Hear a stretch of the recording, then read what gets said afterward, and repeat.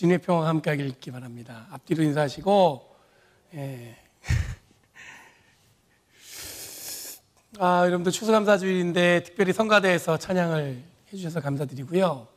송영락 집사님 지휘자로서 이거 하기가 쉽지 않은데 또 영상을 만들어 주신 또 반주자님, 반주도 하고 영상도 만들고 임성호 집사님도 감사드리고 함께 찬양해 주신 성가대 대원 여러분들께도 감사드립니다. 여러분들 추수감사절이에요. 그런 의미에서 한 번 더 인사 나눌게요. 감사하며 살아요. 같이 인사하세요. 감사하며 살아요. 화면으로도 인사할게요. 감사하며 사세요. 여러분 2020년 추수감사절은 특별하죠. 여러분 추수감사절에 대한 기호는 우리가 잘 알고 있습니다. 척박한 미국 땅에 개척했던 프론티어 기독교인들이 첫 번째 농사를 짓고 나서 하나님께 감사하는 시간을 보낸 것을 우리들은 기억하고 있고요. 또 한국교회도 이 전통의 큰 신앙의 전통을 가지고 우리 안에 남아있죠. 올해 추수감사절은 여러분들 감사를 위해서는 여러 가지 이해와 아직 해결되지 않은 문제를 넘어서야 하는, 그리고 모두가 똑같이 이 코로나 바이러스라는 산을 넘어서 이 감사를 표현해야 하는 숙제가 주어진 것 같습니다. 그럼에도 불구하고 우리가 감사할 수 있을까? 라는 질문은 여러분들 우리의 삶뿐만 아니라 이전에 살아온 삶을 살아낸 분들에게도, 그리고 앞으로 살아낼 우리 아이들에게까지 이런 질문들은 이어지겠죠. 그러니까 약간 정말 우리가 지금은 감사할 수 있을까? 이런 생각이 우리 마음속 한구석에서 계속 이렇게 저 개인적으로는 계속 이렇게 왔다 갔다 하는 것 같아요. 이럴 때 저는 개인적으로 거창한 내 삶에 축복받은 것들이 무엇인가를 찾기보다는 눈에 띄지 않는 것, 사람들이 찾을 수 없는 것에 제 개인의 허락된 축복과 감사를 찾는데 집중할 때가 있어요. 그 의미가 뭐냐면 이 삶의 큰 축복을 찾는다는 게 대부분 어떻게 찾냐면 비교, 즉 상대적인 게 있어야 되는 거예요. 그런데 나만 볼 수 있는 게 있어요. 여러분도 아마 있을 거예요. 그런 걸 보면은 이 감사가 느껴질 때가 있죠. 에른스트 프리디 슈마우라는 분이 1972년에 Small is Beautiful, 그러니까 작은 것은 아름답다라는 책을 썼어요. 그리고 나서 꽤 오랫동안 지속적으로 우리한테 읽혀지는 책 중에 하나입니다. 작은 것은 아름답다. 이분은 실천 경제학자였고 환경 운동가였습니다. 이분이 하고 싶은 이야기는 사람들이 대부분 큰 것에 열광하는 시대에 살고 있던 거예요. 이 현대 이 모더니즘이 시작되면서 사람들은 큰 거에 열광했습니다. 그런데 소박하지만 잘 눈에 띄지 않는 것에 대한 중요함을 주제로 쓴 글입니다. 가볍게 읽기에는 굉장히 무게 있는 내용들이 담겼던 걸로 기억이 나는데 제가 그 책에서 굉장히 큰 감명을 받았어요. 그냥 간단하게 그렇지, 사람들은 늘 바라보는 것이 다 정해져 있는 것 같아요. 큰 것, 중요한 것. 그런데 어쩌면 작고 초라하지만 그곳에서 정말 우리가 몰랐던 감사를 발견할 때가 있다는 거죠. 혹시 여러분들 저희 집에 오셔서 보신 분들은 계시겠지만 뒷마당이 꽤 넓습니다. 굉장히 넓은 것 같은데 조금 넓어요. 그런데 오랫동안 좀 관리를 안 해서 이 마땅히 심겨진 게 별로 없어요. 그러다 보니까 제가 시간을 내서 좀 땅도 파고 새옥도 좀 뿌리고 뭔가를 가꾸겠다는 마음을 늘 먹고 있는데 쉽지가 않습니다. 왜냐하면 제가 별로 해본 적도 없고요. 이럴 때는 늘 뭐냐면 마음만 크고 실천하겠다는 삶은 이 가볍기만 한 것 같아요. 마음은 이만한데 이 삶은 아주 요만한 거예요. 이게 실천하기가 되게 귀찮기도 하고 아이디어도 잘 떠오르지도 않고. 근데 어느 날 제가 현관문을 오르락 내리락 하면서 이 계단 틈새에서 이 잡초 같은 것이 수북히 났어요. 마음이 가벼우니까 뽑을지 말지도 이렇게 결정하지 못하는 거 그냥 내버려 두는 거죠. 이게 어떻게 보면은 뭔가 적극적이었다면 뽑아내고 말이에요. 뭐 이렇게 했을 텐데 그냥 내버려 뒀어요. 그러니까 시간이 지나니까 그 수북한 잡풀 같은 곳에서 꽃이 피더라고요. 그래서 어느 날은 제가 지나가다가 몸을 숙여서 한참을 들여다봤습니다. 그런데 꽃도 어쩌면 색깔이 여러 가지 색깔이 이렇게 폈는지 이쁘더라고요.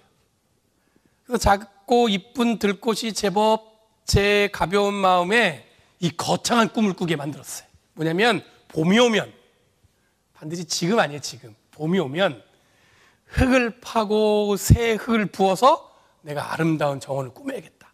그런 꿈이 생기더라는 거죠. 여러분, 꿈을 꾸는 데는 여러분들 거창한 경험이 필요한 것이 아닌 것 같습니다. 작은 것, 눈에 띄지 않는 것에 이 마음이 튕겨져서 새로운 꿈을 꾸게 한 데는 충분하다는 얘기예요. 대단하게 어마어마한 것 때문에 제 마음이 바뀐 게 아니라 작은 것 때문에 제가 그런 꿈을 꾸게 된 거죠. 여러분, 성경에 보면 이 커다란 사건들, 대단한 인물들이 많이 있습니다. 신앙의 모범이 되는 사람부터 여러 가지 죄의 본이 되는 사람들도 성경은 그 안에 이야기로 가득 차 있습니다. 그런데 하나님의 큰 역사는 한 사람을 통해 일어난다는 것을 우리 읽어낼 수가 있어요. 여러분, 아브라함을 불러내신 하나님은 큰 나라, 큰 사람을 부르신 게 아닙니다. 기껏 우상을 파는 것으로 삶을 살아냈던 이 아브라함을 이 갈대아 우르에서 불러내서 믿음의 조상이 되게 하셨죠. 아브라함은 그냥 우상 팔던 사람이에요. 하나님 부르셔서 믿음의 조상이 되게 하셨어요. 오늘 읽은 본문의 모세도 여러분들 승승장구하던 삶에서 하나님이 부르신 게 아닙니다. 죄를 짓고 도망해서 여생을 다 거의 보낸 모세가, 그 모세를 하나님이 신의 산으로 부르셔서 출애굽이라는 엄청난 역사적 사건으로 이끌어내셨죠.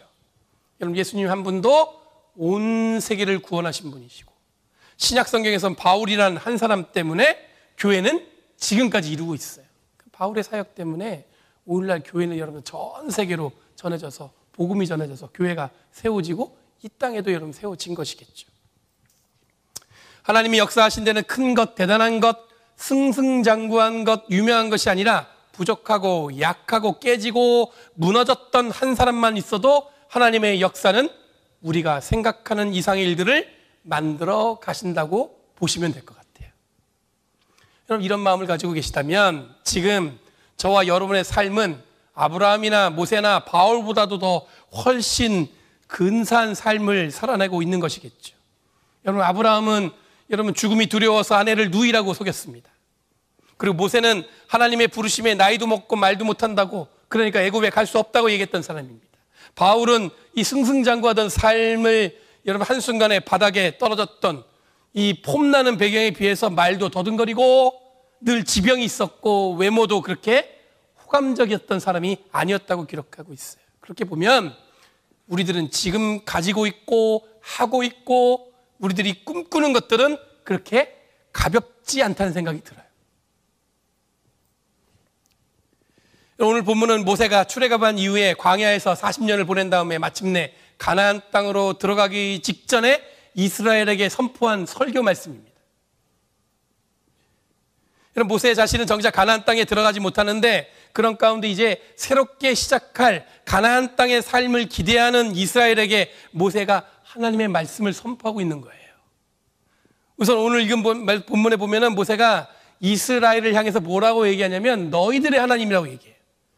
그럼 마치 자기와 상관없다는 듯이 하나님을 너희들의 하나님이라고 표현해 잠시 이 머물 수밖에 없게 합니다. 왜 모세는 하나님을 나의 하나님이라고 얘기 안 하시고 너희들의 하나님이라고 불렀을까? 혹시 자기는 이 가나안 땅에 못 들어가니까 마음이 상한 건가? 왜 너희들의 하나님이라고 갑자기 말을 바꿨을까? 여러분, 출애굽 사건과 광야에서 모세는 하나님과 이스라엘 사이에서 굉장히 강력한 이 중재자였습니다. 이 제사장의 역할의 정의는 이 모세 역할에서 나오는 거예요.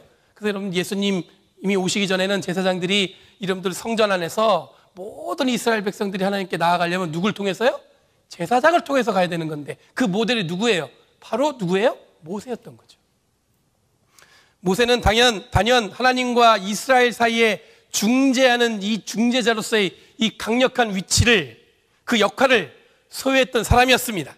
이런 모세가 이제 뭐라고 얘기하냐면 너희들의 하나님이라고 부른 이유는 이제 더 이상 중재자 모세로부터 하나님을 만나는 것이 아니라 앞으로 새로운 삶을 살아내는 모든 이스라엘의 하나님이라는 이 간절함이 녹아져 있는 거예요. 그러니까 나와 상관없다 그게 아니라 이제는 뭐예요? 너무 자기 위치가 강력했어요. 중재자로서. 이제 뭐예요? 너희들의 하나님이라는 거예요. 모세는 자신의 부재가 결코 이스라엘에게 불안함을 주는 것을 바라지 않았던 것 같습니다. 자기가 없다고 해서 앞으로 이 가나안 땅에 살 이스라엘이 자기를 중재하면서 하나님과 연결할 사람이 없다는 것 때문에 불안해하지 말라는 거죠. 그러면서 한 가지 더 중요하게 당부한 것이 있습니다. 그게 뭐냐면 기억하라는 문장이 담겨 있어요.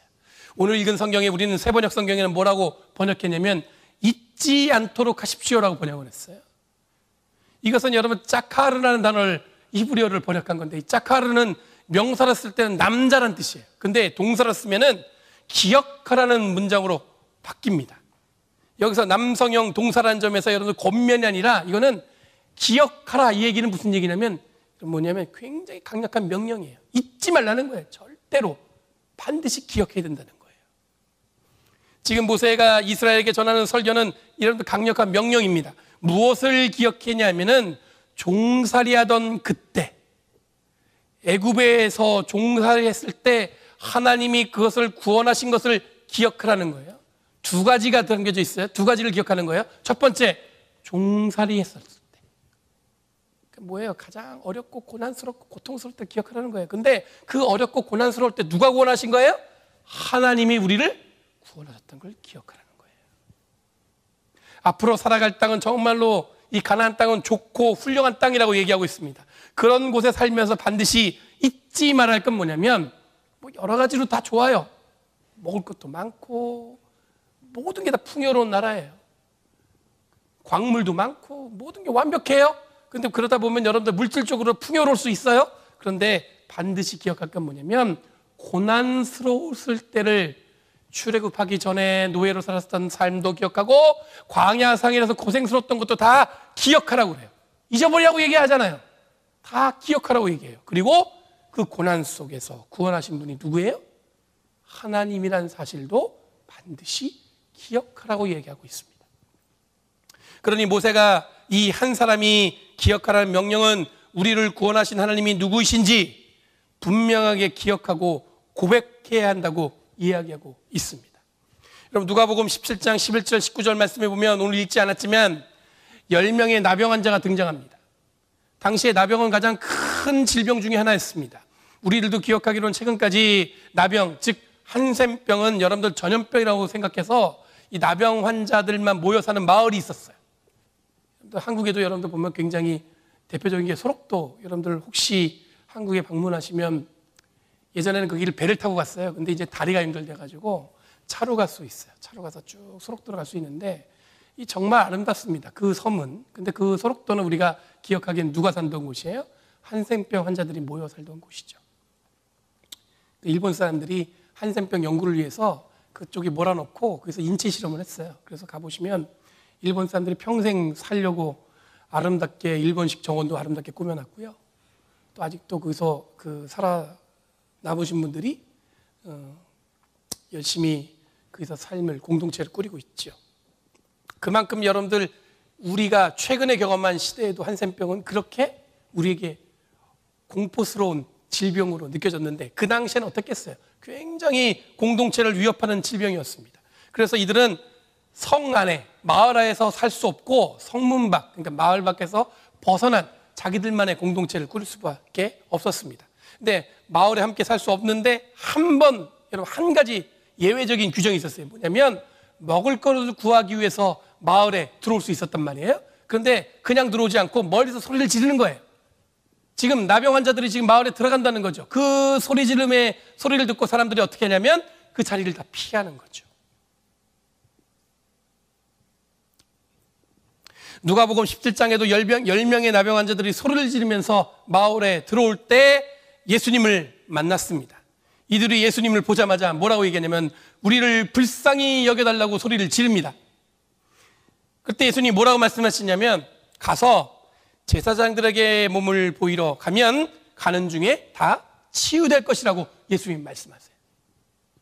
그럼 제사장에게 몸을 보이는 이유는 질병은 곧 죄와 연결되어 있던 시대입니다. 이것은 종교적인 영역이었기 때문에 깨끗해짐을 누구한테 확인을 받냐면 제사장을 통해서 확인을 받아야 되는 거예요. 그래야 질병이 다 나았다고 해서 마을로 들어올 수 있는 겁니다. 그럼 여기서 이야기가 마무리되는 게 아니라 이 10명의 치유받은 나병 환자 중에 사마리아인 한 사람만 예수님을 찾아와서 그 발 앞에 엎드려서 하나님께 영광을 돌렸다고 얘기하고 있어요. 이때 예수님이 말씀하시기를 나머지 9명은 어디 있냐 이렇게 말씀하세요. 이방인인 이 한 사람만 하나님의 영광을 돌렸다고 말씀하시고는 내 믿음이 너를 구원했다고 말씀하신 것을 이야기로 마무리합니다. 그럼 10명이 똑같이 은혜를 받았는데 감사함으로 하나님께 영광을 돌린 사람은 한 사람, 그것도 사마리아인 한 명뿐이었다는 얘기예요. 10명의 나병 환자 이야기는 늘 유대인이라는 이 자부심에 가득 찼던 사람들에게 누가 진실된 하나님의 사람인가를 보여주는 이야기죠. 모두가 은혜 받았지만 그 은혜를 여러분들 감사로 표현하는 것은 쉽지 않다는 걸 보여주는 거예요. 9명은 하나님 예수님께 와서 고맙단 말도 안 하고 그냥 자기 살 길 간 거죠. 하나님께 영광 돌린 이 사마리아인이 감사를 하기 전에 한 행위는 뭐냐면 기억이에요. 자기가 병을 낫으면 얼마나 기뻤겠어요. 근데 누가 병을 낫게 해주셨어요? 예수님이 낫게 해주셨구나. 그러니까 이 사마리아인은 어떻게 한 거예요? 기억해낸 거예요. 그때 우리한테 그 말씀하신 분은 예수님이지, 예수님한테 가서 어떻게 해요? 감사를 고백해야지. 그럼 단지 한 사람이었지만 이 사람은 예수님이 이런 기적을 베푸셨다는 것을 자신들이 소리를 지르며 모두가 도망가지만 예수님은 그들의 간절한 부르짖음을 듣고 찾아와 치유하신 분이 예수님이라는 것을 알고 감사를 전했다는 것입니다. 여러분들 데오드로 제리코라는 프랑스 화가가 있습니다. 그림 한번 보여주세요.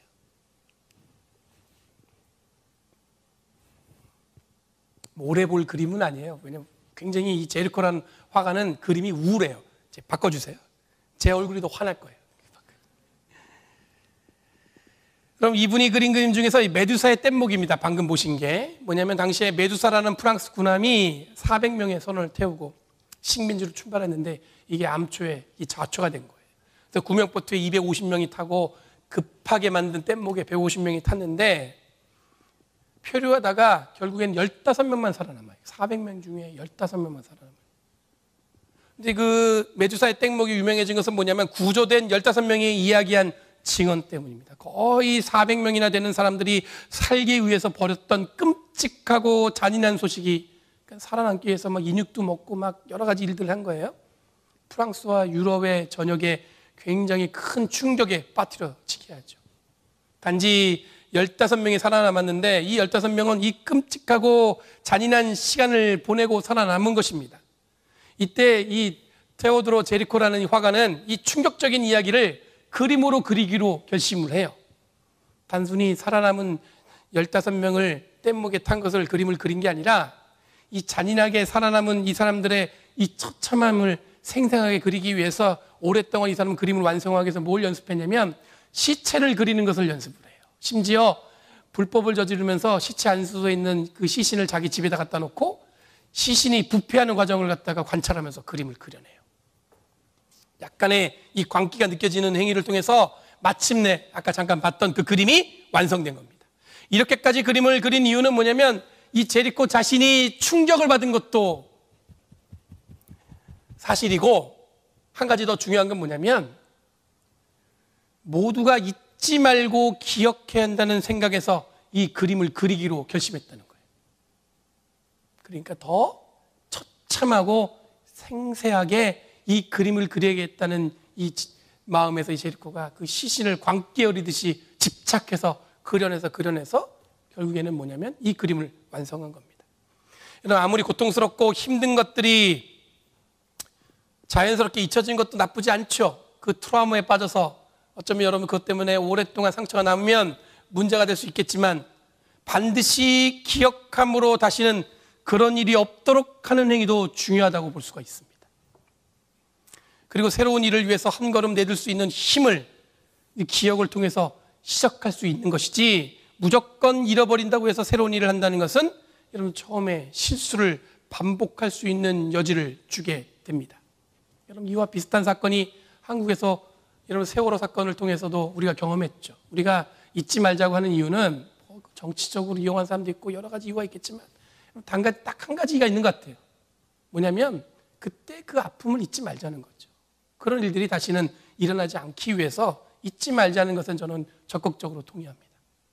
여러분, 지금 우리들의 삶도 비슷한 경험을 하고 있습니다. 올 한 해 여러분 기억하기에는 답답함과 말로도 할 수 없는 이 아쉬움으로 올 한 해가 끝나고 있는 것 같아요.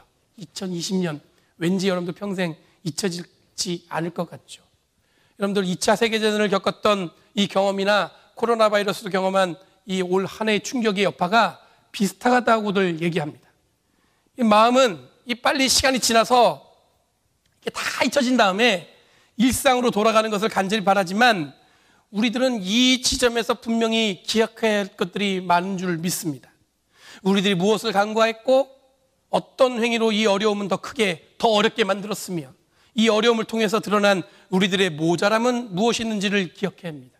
그리고 우리들이 어떻게 지혜롭게 대처했고 안내했고 견뎌낸 것도 기억해야겠죠. 여러분, 가끔 요즘에 날씨가 좋다 보니까 파란 하늘을 보면서 걷다가 이 발견되는 아름다움을 보면서도 한편으로는 이 시대를 살아내는 아이들이 측은하다는 생각이 들었어요. 매일매일 분주하게 친구들과 보내는 것도 부족한 이 아이들이 이 팬데믹 사건 때문에 마음껏 자기의 삶을 펼치지 못한다는 생각에 미안하다는 마음이 들었어요. 제가 특별하게 잘못한 건 없지만 마음 한구석에 어른으로서 느끼는 거죠. 아이고, 나는 저 나이 때 정말 열심히 친구들하고 놀았는데, 그런 생각이 들더라고요. 어쩌면 얼마 남지 않은 삶을 하루라도 열심을 내서 사람도 만나고 삶의 흔적들을 새겨야 할 어르신들을 생각하면 그분들이 집에만 계시니까 그런 상황이 있다 보니까 어떤 마음이 드냐면 마음 한구석에 걱정이 그냥 돼요. 특별하게 뭐 도와드리지 못하지만 그냥 여러분들 뭐냐면 앞으로 살 남은 여생 그래도 그 시간을 쪼개서라도 사람들 만나내고 또 이야기도 하고 어울리고 그러셔야 되는데 집에만 계시니까 걱정이 되는 거죠. 우리들이 한 번도 경험해보지 못한 이 팬데믹이라는 이 거대한 사건들이 우리들에게 혹은 개인적인 것들이 모두 다 빨려 들어가 흔적조차 느낄 수 없게 만든 이 현실에 이 막막함이 다가오는 이유는 이 아무리 설명해도 설명되지 않는 이 상황을 그냥 빨리 이 시간이 지나가기만을 이 바라보만 보고 있는 것 같습니다. 이런 시간에 마주한 추수감사절은 이런 의미에서 앞서 말씀드린 대로 우리가 정말로 감사할 수 있을까라는 질문을 남기게 됩니다. 저는 여러분들에게 이런 상황에서 억지로 감사할 것을 찾으라고 말씀드리는 게 아니에요. 그리고 감사하다는 것이 온전한 그리스도인의 삶의 자세니까 그렇게 살아야 된다고 권면드리고 싶은 게 아닙니다. 제가 드리고 싶은 말씀은 그냥 지금 우리들의 삶을 기억해 달라고 부탁드리는 거예요. 작지만 여러분들 나를 위해서 작은 희생을 해주신 이 교우가 생각난다면 그분의 삶을 기억해 주시고, 또 오래전이지만 지금 생각해 보니까 아유 그때 참 고마웠는데 그런 분들이 생각난다면 오랜만에 이 손편지로 그 고마움을 표현할 수 있으면 좋겠다고 말씀드리는 것입니다. 혹은 갑작스러운 고난에 감사는커녕 삶이 좌절스러운 분들께는 그래도 여러분들을 기억하고 기도하고 여러분들 함께 마음을 나누는 믿음의 동료들의 이 작은 말 한마디에 대한 고마움을 표현할 수 있는 시간을 갖고 예상치 못한 많은 이런 시간들을 함께 보내는 가운데 이 자녀들이 여러분들 그동안 이 분주함으로 미뤄왔던 아이들에게 지금까지 내 삶을 잘 살아줘서 고맙다, 그런 이야기를 건넬 수 있는 시간을 만들어 보라고 부탁드리는 것입니다. 아침이면 매일 아침마다 저희 아들이 일어나자마자 저희 집사람한테 달려와요. 그리고는 자고 일어났는데 뭐 눈이 부었다는 둥, 어제 꿈이 어땠다는 둥, 눈이 부었는데 지금 이 온라인 클래스에 들어가서 수업을 들어야 된다는 둥, 뭐 하여튼 시끌거리한 얘기를 막 엄마한테 얘기해요. 그리고 엄마 한 번 안아주고 수업 들으러 가는 거예요. 이런 매일 아침마다 벌어지는 이 리추얼입니다. 의식 같은 행위. 아침마다 변함없이 해요. 근데 이 팬데믹을 지나면서 저희 부부에게 주는 하나님의 큰 선물이라는 생각이 들었습니다. 여러분, 추수감 떨어지니까 감사해야 하는 것이 아니라 늘 이런 작은 것들을 통해서 우리들의 삶을 가볍지 않게 만드는 내 이웃, 내 동료, 내 가족, 또 우리 교회 식구들을 기억하시면서 하나님께 진정한 감사를 드리는 저와 여러분들이 되길 간절히 바랍니다. 대단한 건 아니지만 저는 여러분들이 있어서 감사해요. 한 사람을 통해서 역사는 시작되었고 그 기억을 통해서 우리는 어떻게 할 수 있어요? 감사할 수 있는 거예요. 제가 여러분들과 깊은 교제와 사랑을 아직 나누지 못했죠. 저는 아직도요, 가끔 이렇게 여러분들 만나면 어떻게 이야기를 시작할지 마음속에 고민이 돼요. 왜냐하면 아직 어색한 거죠. 그런데 앞으로 점점 더 가까워질 날을 기대하면 저는 감사가 넘쳐나요. 이 교회 부임한 지 거의 4개월, 5개월이 됐는데 아직도 날마다 새로워요. 오늘도 처음 보는 성도가 앉아 계신 것 같아서 반가워요. 여러분, 2020년 특별한 한 해라고 생각하지만 특별히 더 감사할 수 있는 시간 또한 우리에게 허락되었다는 것을 누리며 살아가기를 간절히 바랍니다. 오늘도 변함없이 하나님은 함께 하세요. 크게 함께 하진 않지만, 느껴지진 않지만 여러분들 가깝게 소박하게 여러분들 느껴지는 그 감사로 함께 경험하게 될 줄 믿습니다. 여러분들 주님과 간절히 동행하면서 2020년 내가 무엇을 할 수 있을까? 여러분 그런 마음이 드신다면 여러분 곁에 늘 변함없이 함께하는 무언가를 통해서 그 감사를 경험하는 저와 여러분 되길 간절히 바랍니다. 기도하겠습니다.